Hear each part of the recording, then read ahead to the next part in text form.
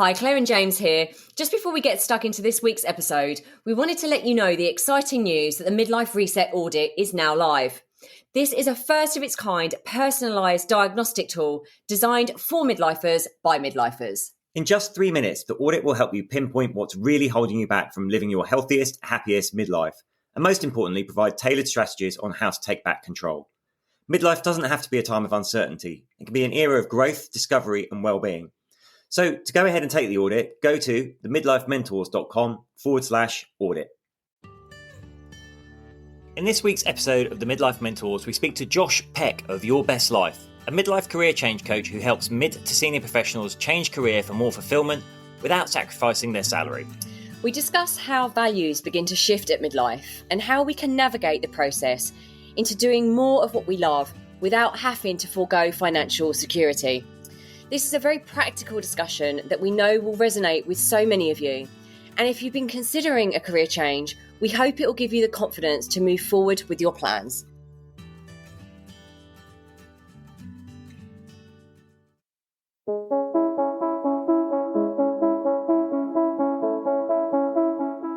Hi, I'm James Davis. And I'm Claire Davis. We're the Midlife Mentors, here to lift the lid on how to achieve health and happiness. The balanced, no-nonsense way.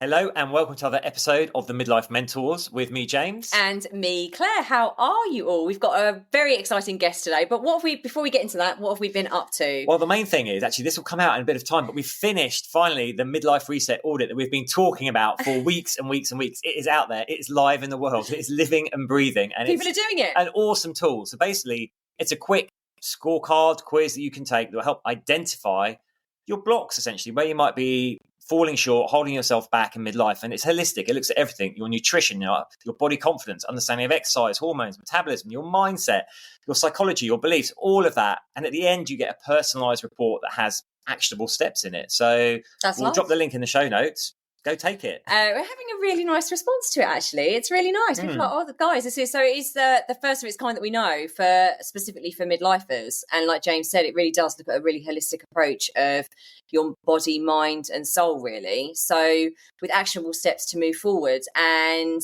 we're really excited about it. We're working on it for quite a few weeks now, and it's very proud. The other exciting news is we won another 2 awards. Oh, yes. We did. This is online coaches of the year and holistic online lifestyle services or something like that. I should get the name right. But anyway. Come in prepared, Joe. Isn't that 19? 18 18 awards. or 19 awards since 2019, yes. That's awesome, isn't it? It's good. Not bad. Yes, and we're in the Sunday Times. Oh, we are in the Sunday Times. No, sorry, the Times. The Times. Oh, online. Yeah. For our retreats. Which was nice. For the 38 degrees north, not the Midlife Mentors. So our retreats at Six Senses in Ibiza.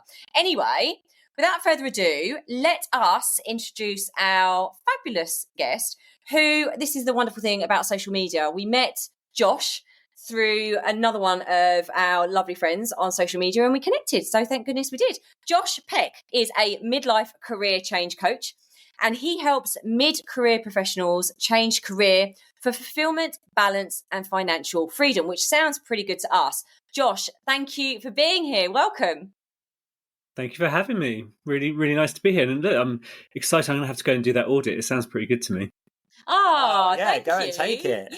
Yeah, we're excited about it. We just really wanted to give people like a diagnostic tool that helps them look at where some of their gaps are, where they're doing well and celebrate that, and also where they could make some small tweaks and improvements. So yeah, go and check it out. We'd love you to. That's great. Now, Josh, midlife career coach, how did you get into this? What's your kind of trajectory to get there?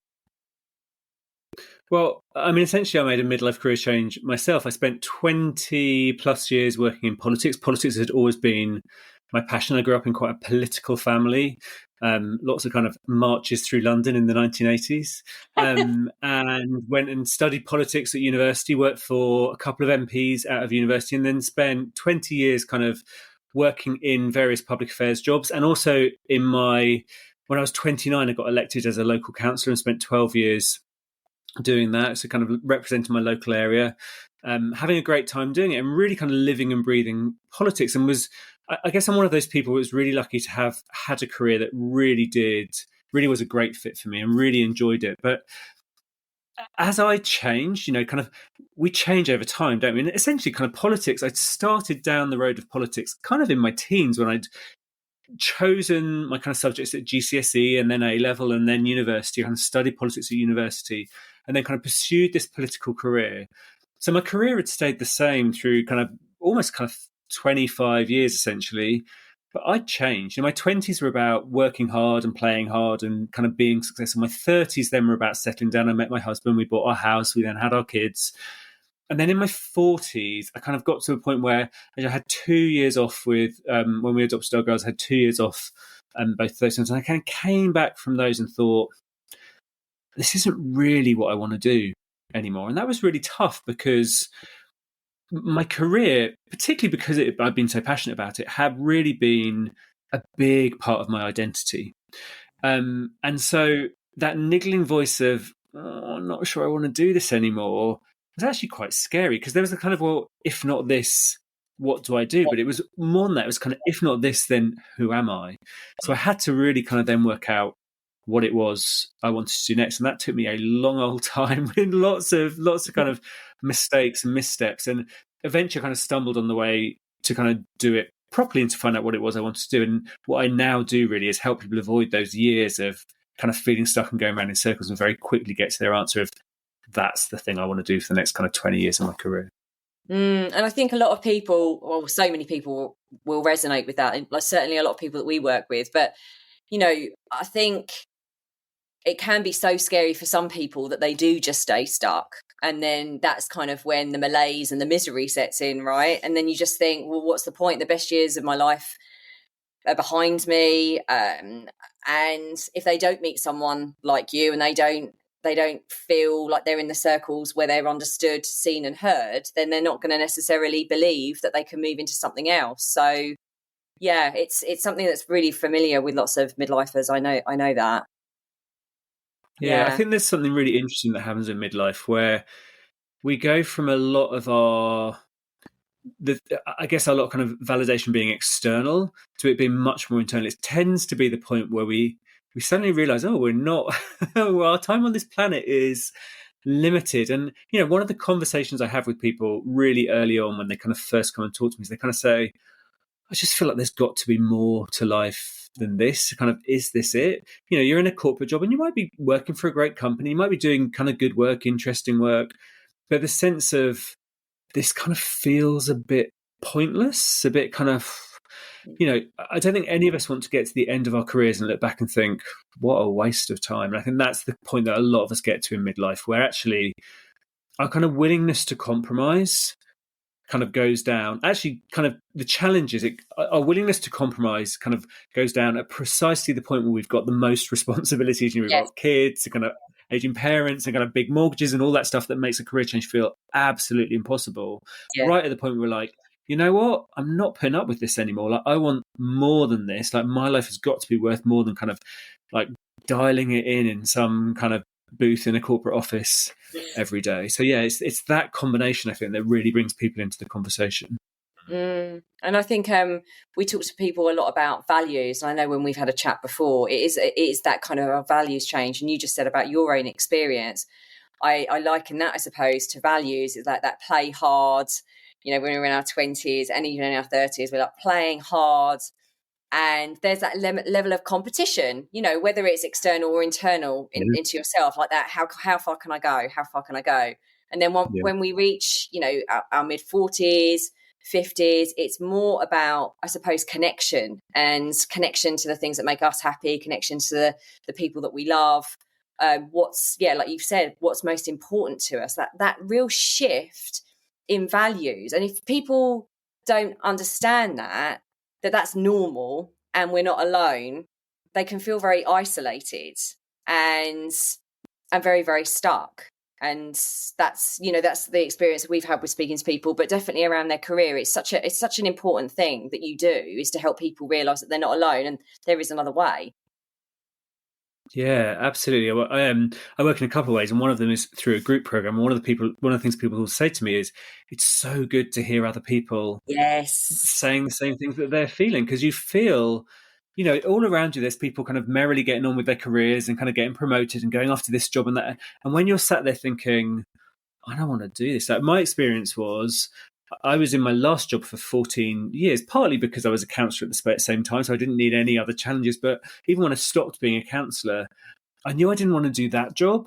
And so, I didn't, my heart wasn't really in it, but my heart definitely wasn't in kind of going and interviewing and doing the same and learning a new job and putting all of my kind of energy into doing the same thing somewhere else. So I just kind of sat where I was. And what often happens then, what certainly happened for me, and I had to kind of make a big effort to get myself out of it, is you kind of check out a little bit. So you're kind of giving a little bit less, you're doing a little bit less well. You then start to get a bit of negative feedback and you get really resentful about it. I was like, what, how dare they? How dare, and then you get into this kind of negative spiral of, you get resentful, so you give a little bit less, you get, and so you can actually get into quite a toxic place, actually, where you don't want to be there and you're not really showing up. So you're not getting on particularly well there. And then you get more resentful. So the challenge really is to recognize that early enough and to start the process early enough before you've got right to the end of that, either redundancy or kind of you just have to leave because it's so toxic, that where a lot of people get to. Really just kind of spot, okay, this isn't working for me. Let me take some action to work out kind of what's better for me.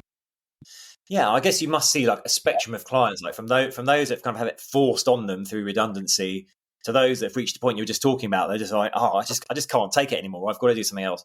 To the ones that might have thought they were happy, but something you touched on me talking there. It's so interesting. So many people, their identity becomes their career. And so they can get to a point in midlife, they're just like, oh, this isn't actually what I wanted to do, but who am I without it? Which must be incredibly confusing for people and must be incredibly brave for them to actually go, okay, I'm willing to change this. Yeah. Well, one of the first things people will ask you at a party is, what do you do?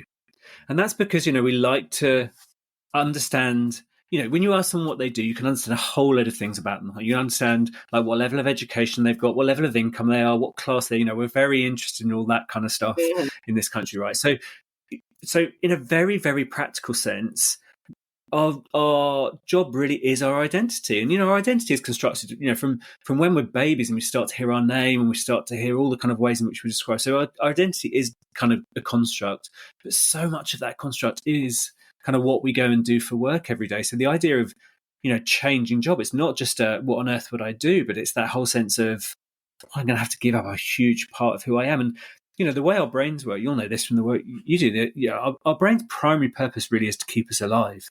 The one thing we're most terrified about dying is actually the thing that we're all, without doubt, going to do. But our brain keeps us alive by being terrified of that thing. And it keeps us alive by keeping us stuck. Like if we're, our life might not be what we want, but it's what we know, and therefore we can mitigate the risk. The unknown of a career change or any kind of relationship change or whatever feels terrifying because you don't know. So our brain's kind of number one job is just to keep us really stuck. So actually that kind of extra, okay, who am I going to be? That takes some work. That takes some doing. It's a real thing to decide to change your life and then to go through the identity change that you need to do that. It's quite a thing. Something you've done, Josh, which is amazing. You've taken that step and now you help other people do it, which I think is amazing. So if someone comes to you and they're like, oh, I'm just feeling a bit unsure, but I think I need some sort of career change, but I don't know what's your kind of process that you take them through? Yeah, that's a great question, because what people think it is they think one of two things. Well, they think that this is how they think it's going to work. That I kind of look at their skills and then I give them a list of jobs that they're going to do. And some of them really want that. Men particularly actually really want to just like jump to solution. Just tell me what I'm going to do. Women like to be a bit more reflective. It scares me, Josh. Right? I'm just going to jump straight to a solution. I don't want to talk very much. Just give me the solution. No, exactly. We don't want to do any reflecting. Don't be ridiculous. No, just tell me what to do. Yeah, exactly. And I always have I always have to disabuse them of the fact that that's how I'm like, I'm not actually going to tell you what you can do, because I give you a list and you'd be like, you feel very cold about it. Actually, the way I work is very different. Like the skills piece is kind of 1-2% of it. We all imagine that we can just kind of look at a job and kind of work out whether we're a skills match for it. And that's why we spend all this time on LinkedIn, scrolling, and never find our answer. The truth is, a career change isn't about a job.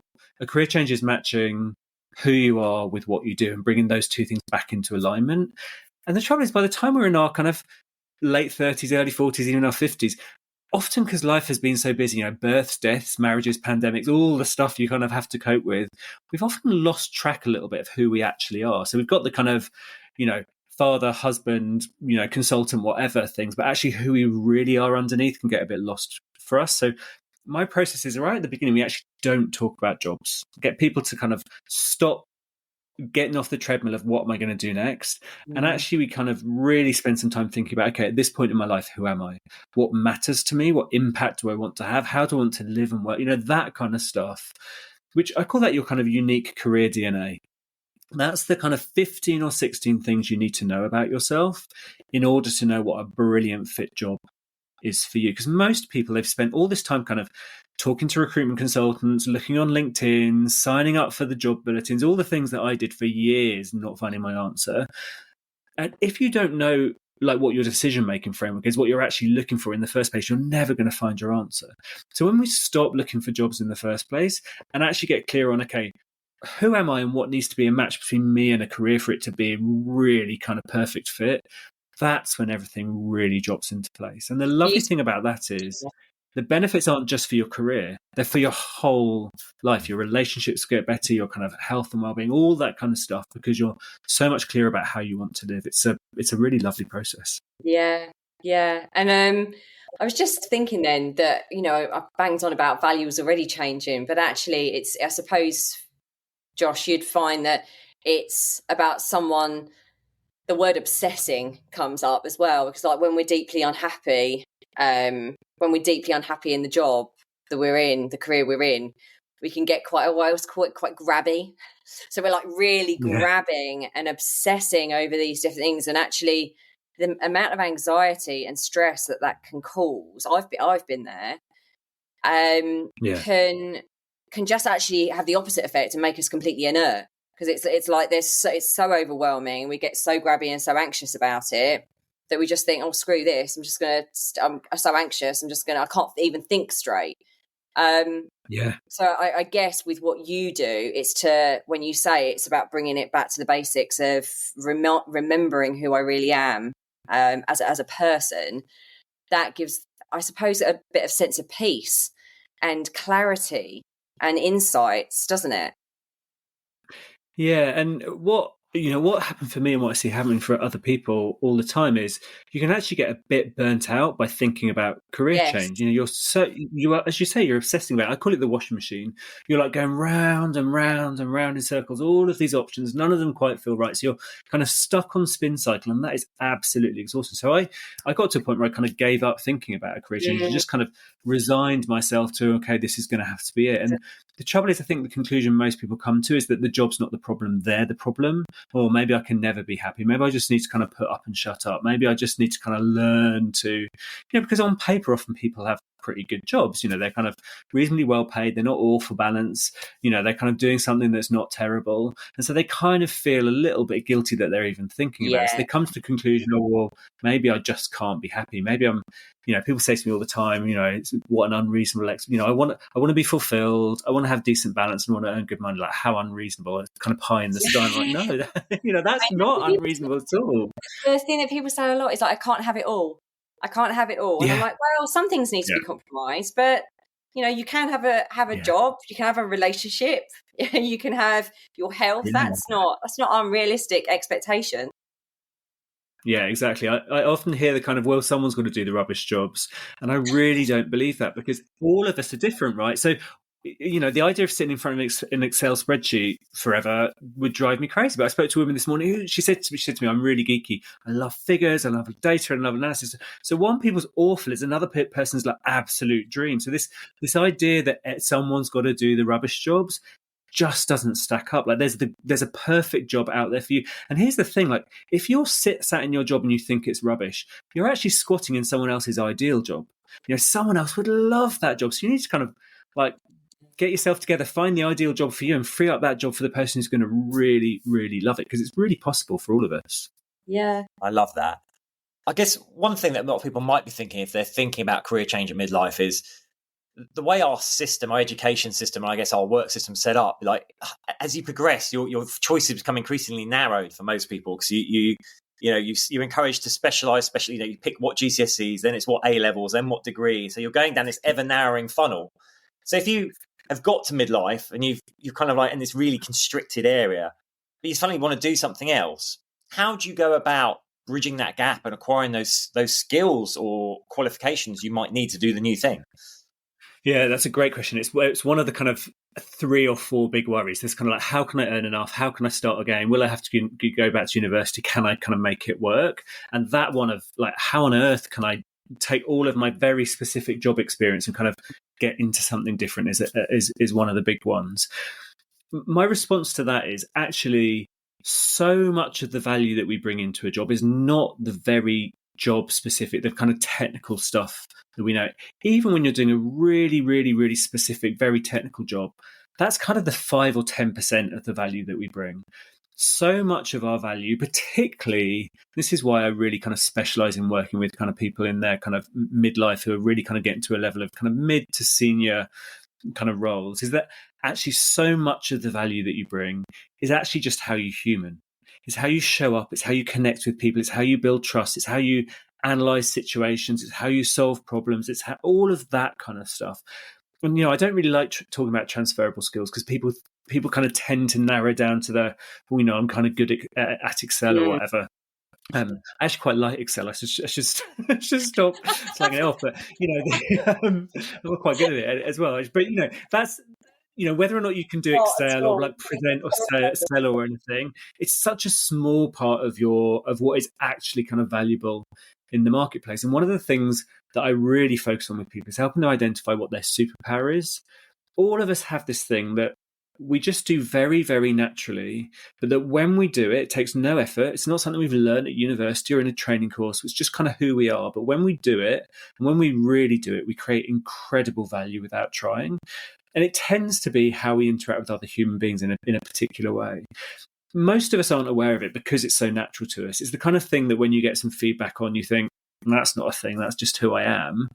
That's a really good flag for that being the thing. But actually, we tend to use it like maybe 3 or 4 or 5% in our jobs. When you build your job around it, 80, 90%, that's when you can really kind of step into something and kind of take the lid off your earning potential. But this kind of thing of how do I go into something without the experience and the expertise? Well, I don't think I've worked ever with anyone that has ever had to go back to university for 3 years. The most generally that people need is they might do a kind of short, sharp bit of upskilling. So like a kind of 1 weekend a month for 6 months, or kind of intensive month. So much of, particularly at a senior level, so much of our value is not in the very kind of job specific stuff. That becomes even more true actually if what you want to do is work for yourself. A lot of the people, not probably 60% of the people I work with, kind of decide in some way to work for themselves, partly because they just decide that the kind of constraints of the 9 to 5 just really don't work for them. Like they don't want to be told where to be, where to go, what to do, who with by someone else. They want to create a life that isn't bound like that. So they create their own thing. So that becomes even less relevant when you're creating your own thing. You just create something that's really based around what you do.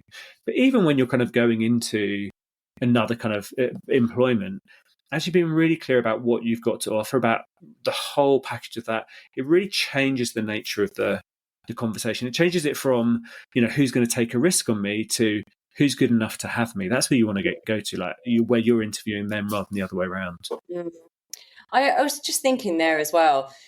You must have, so you touched on this already, but you must have lots of people that come to you that maybe with your help, find that thing that they want to go and do, work for themselves. But the fear is, and another one of the fears you mentioned is like, I suppose how am I going to make that work? Maybe like financially, and what does that mean for my family, especially if I'm the main breadwinner? Like how is that going to affect my family? How do you normally help people navigate that, Josh? Yeah, that's a great question, because it's such a fear, and it's based on this kind of weird idea of a career change, that it's kind of, I used to do this thing and then overnight I do this other thing, as if there's some like moment. Now, that there is that moment, but it's generally at the end of quite a long bit of other two.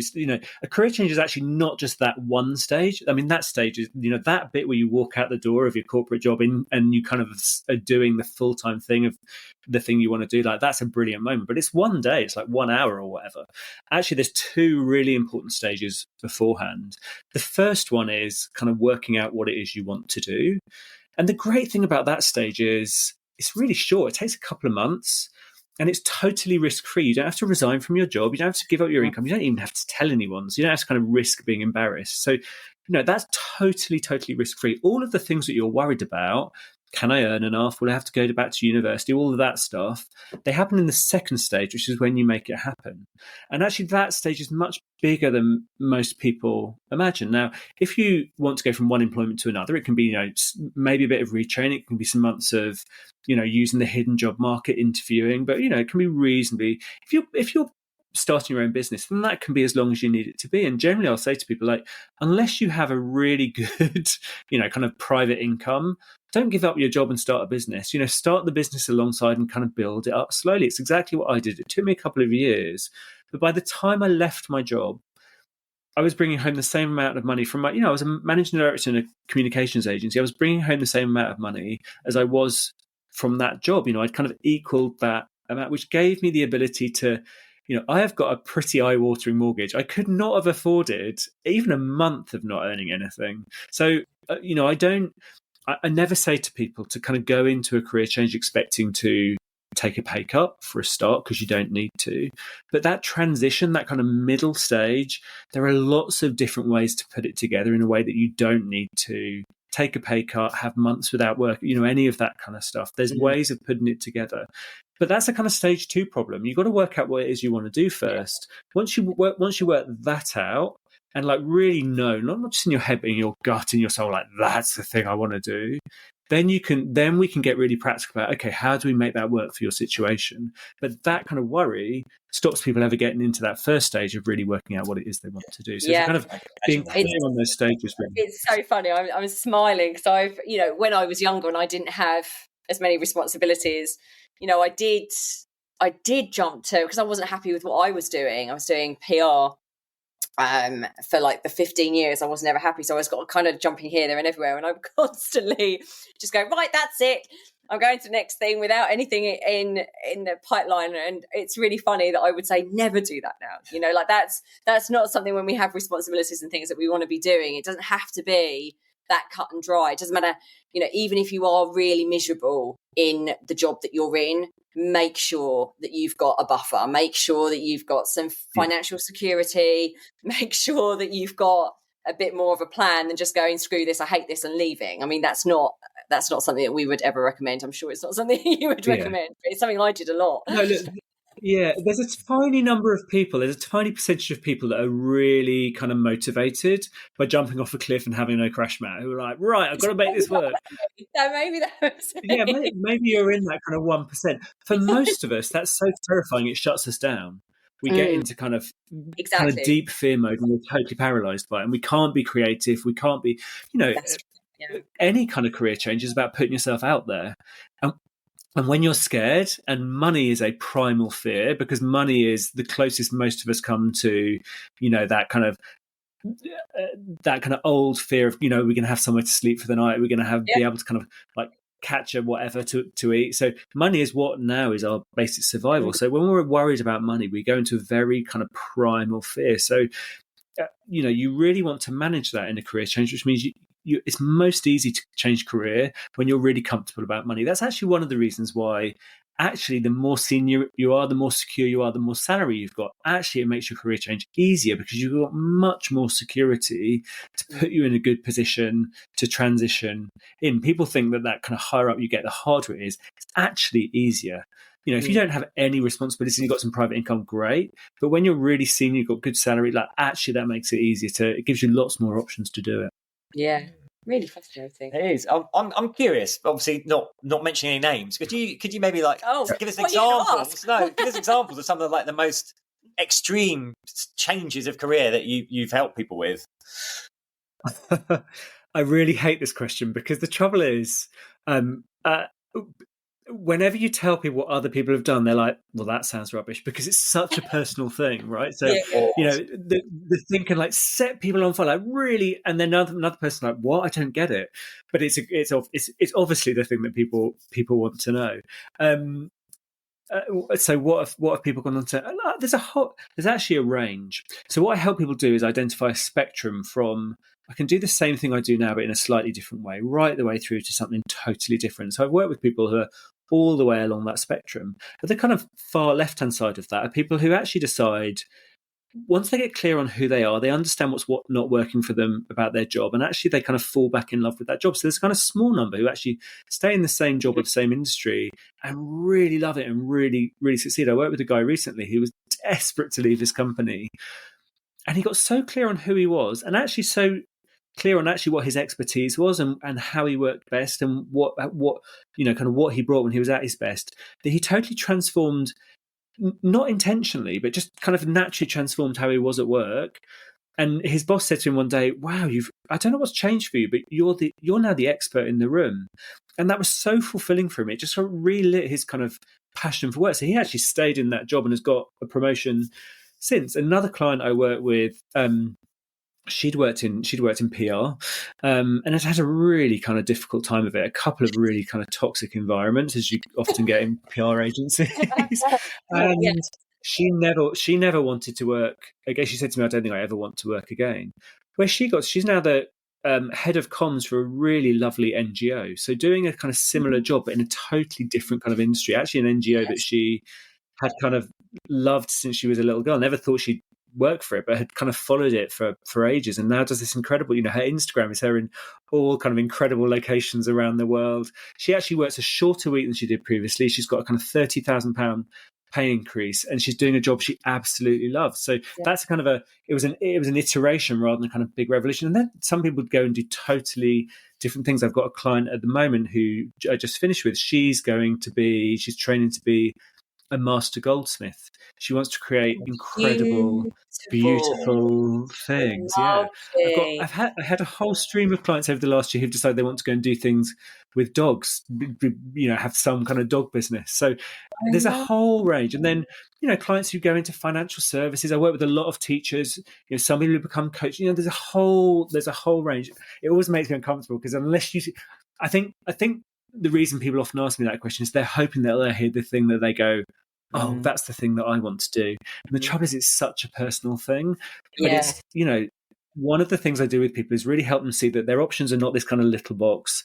Their options are really just extraordinarily wide. When you kind of get clear on how extraordinary you are, all the incredible things you can do, and actually what's open to you, then the world really becomes your oyster, and that's when people get excited about what they can do next. And it's such a beautiful thing to see that happen when someone's like, their world is so narrow, and it's not their fault. It's just the way that through their career, through their life, through societal expectations, they've really narrowed their focus. And to be that person, which is so beautiful that you do this for other people, to be able to give them that sense of, well, they find it in themselves, you facilitate it, and then they just open themselves up to all this opportunity.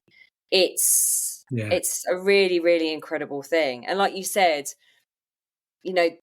that's what you find so exciting, I imagine, as a career coach. It's seeing that light, that kind of final bit. It doesn't matter whether it's someone going, oh my goodness, I want to work on spreadsheets for the rest of my life. If they're really excited, by that, that's the nugget, and that's their kind of, I suppose, their that expression of themselves that they're meant to be. That's what they're meant to do here on earth. And I think it's a wonderful thing. Yeah, I always say to people when they start working with me, like, this is a career change program, but if you focus on the career, you're going to miss the point. This is really a kind of life change program. This is an identity program. This is like, who am I and how do I want to live? And when you come at it from that perspective, then everything changes. I worked with a woman she was 59 when we started working together. She turned 60 while we were working together. She emailed me at 4:30 one morning to say she hadn't known for the whole of her career really what she wanted to do. She'd kind of gone from one thing to the next, kind of the thing her parents thought she should do. And then, the thing that she'd kind of just bounced from one thing to another, trying it out and hoping. And she said kind of at 4:30 that morning, having done this work, it had finally dropped in what she wanted to do. And she said it felt incredible after all that time. She had tears streaming down her face to finally know, not just in her head, but in like every fibre of her being, that was the thing that she wanted to do. That changes your life. And I think mine's the best job in the world. I get to see people really come back to life. It's extraordinary. I love it. I love it. I love that. So Josh, obviously you mentioned a little bit earlier on about a group program, but how can people, can you just explain a little bit how you do work? So if people are listening to this, and I'm sure they are going, oh my goodness me, I want to get in touch with this dude and ask him for some help. Can you just explain the different ways that you work? Yeah, sure. So the way I work is to really kind of do that first piece, to really get clear on kind of who are you, what's your kind of unique career DNA, to then match that with a whole bunch of jobs to enable you to really kind of take that decision of that's the thing I want to do, in your gut, in your soul, and kind of every cell of your body, and then to kind of put the plan together to make it happen. So it goes from the kind of who am I right the way through to the very practical, okay, what are the steps I need to take on a week by week basis? And I do it in a couple of ways. One's a group program where you're really supported through the group. Actually, there's a lovely thing about working in groups. You kind of learn so much about yourself by hearing other people talk about themselves. People say to me all the time, oh, I didn't know I was thinking that about myself until I heard that person say it. But also, you often... we've got all these stories we tell ourselves about ourselves, and we think we're the only one. And then when you hear everyone else talking about it, it's incredibly healing. You're like, oh, okay, everyone thinks this way. So there's the group program's really lovely. And then I do it in a one-to-one as well. If you really want the kind of depth and focus of working one-to-one, I do it that way. So there's a couple of different ways, but exactly the same program. It's kind of a 4-month end-to-end from I've no idea what I want to do next, and I don't know whether it's a big change or a small change, right the way through to I know exactly what it is, that I've got the kind of plan to make it happen. And crucially, what we're really doing all the way through is we're getting under the skin of what are all the stories you're telling yourself about who you are and what's possible for you. Because I can get you to know what it is you want to do in kind of a month or two. The real transformation is you getting conscious about, oh, this is what I think about myself. This is why I think I'm not good enough. This is why I think I can't do it. This is why I think it's not allowed for me. And really taking a long, hard look at those and deciding, are those true? Do those really stack up? That process of getting conscious on what you're thinking and therefore how you're feeling, how you're acting, and the results you're creating, that's the thing that not only enables you to go out and create this incredible career change, but go out and live life in a much more conscious way. That's the real kind of crack for me. So those are the kind of couple of different ways, but a very kind of very straightforward process that's lovely and life-changing. Love that. And how can people get hold of you? Where can they find you? What are your handles? Handles. So I kind of mainly hang out on Instagram at the moment. So I'm Your Best Life UK on Instagram, Josh Peck on Facebook, I think. But Instagram is probably the best place to find me. Your Best Life UK. We'll put the links in the show notes anyway. So, Josh, honestly, it's been an absolute pleasure to talk about this because this sets us alight as well. And I can see how much it sets you alight and helping people in the way that you do. And thank you so much for being with us today. Thank you. Well, thank you for having me. As you can hear, I'm really passionate about this. It's always lovely to have the chance. And look, I really love the work you do as well. I think these two, helping people really come to a sense of who they are in the broadest sense is really important work. So it's lovely to talk to you about this. And I look forward to some ongoing partnership in the future, hopefully. Yes, watch this space, people, because we've got more of Josh coming. Yeah. Thank you so much. Josh. Thanks. Take care. Pleasure.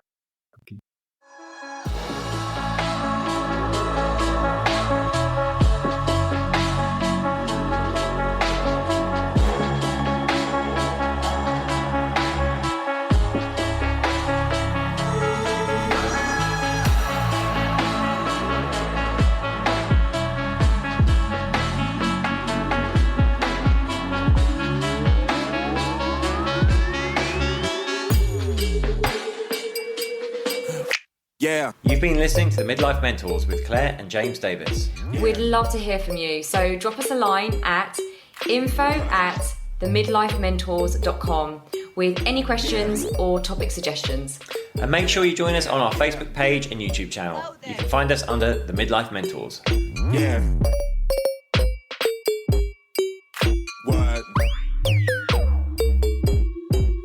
Yeah. Yeah. Yeah.